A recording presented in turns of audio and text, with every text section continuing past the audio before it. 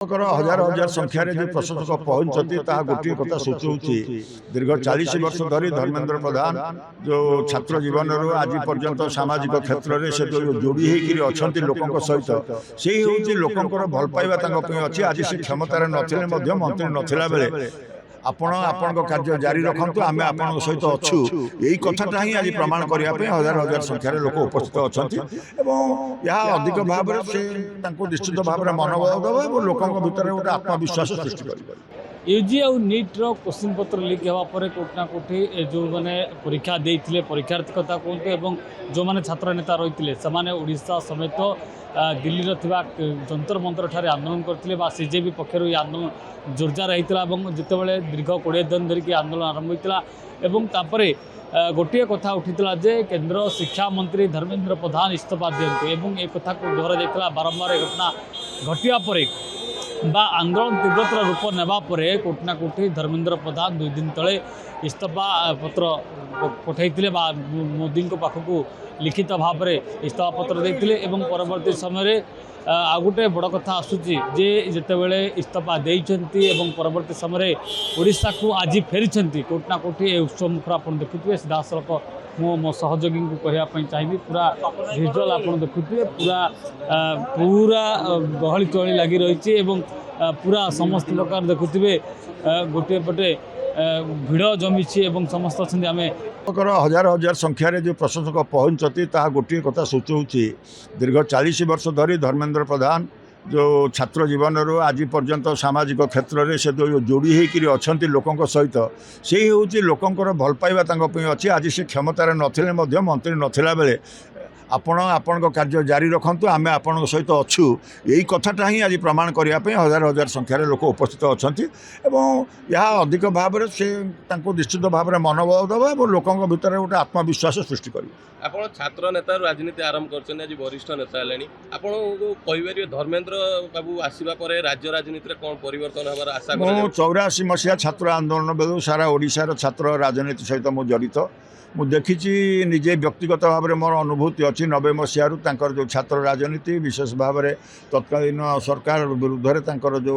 कार्यक्रम एवं ता परवर्ती अवस्था से राज्यर दायित्व रहा केन्द्र भारतीय एबीपी अखिल भारतीय विद्यार्थी परिषदर केन्द्र में दायित्व रहा तार परवर्ती अवस्था विधायक हवा सांसद हवा राज्यसभा को जीवा एवं 14 वर्ष धरिक मंत्री भाव से घटना 12 वर्ष धरिक रहा ये हूँ बलिष्ठ नेतृत्व प्रमाणित आज जो देखुले ओडिशा अवदान कौन रही कि दीर्घ लंबा 40 वर्षर राजनीतिक कैरियर संपर्क में कहते निमापड़ार जी रही जो पूर्वतन विधायक रही समीर दास तार सूचना दौले जितेबाला सी राजनीति के आसुले कोटना कोठी से जी रही धर्मेंद्र प्रधान से कोटना कोठी एबीपी बा छात्र नेतारू कैरियर आरंभ करते परवर्ती समय विधायक हवा एवं सांसद हवा राज्यसभा सांसद हवा परवर्ती समय केंद्र मंत्री भाव में पेट्रोलियम कथा कहतु शिक्षा क्षेत्र कहतु दुई थर मंत्री होते तेणुक ये भव्य स्वागत करा विजु पट्टनायक पर जदि कही था तेरे धर्मेंद्र प्रधान को ना चर्चा होची जहाँ प्रतिक्रिया बीजेपी कर्मकर्ता बा विधायक जहाँ सूचना दौले एवं कहुचे आगामी ओडिशा रे गोटे गुरु दायित्व नहीं पारती एवं ए नीट एवं जो यूजी परीक्षा पत्र बा प्रश्न पत्र लीक होती से संपुक्त थांतु कि नतु जेहेतु गुरु दायित्व थे से निजस्व आड़ू ये इस्तीफा पत्र देइछन्ति एवं आशा करुछन्ति जे जो विभ्राट घटीला जो त्रुटि देखा ता पुनर्बार किभली न हो एवं से दायित्व नथिले मध्य पिलांको भविष्य सहित केमती न खेल सी गुरुत्व आरोप बा ये गुरु दायित्व ने कहीं जितेबाला गोटे भूल हो समय बा से मंत्री थिबा समय तेणु आगामी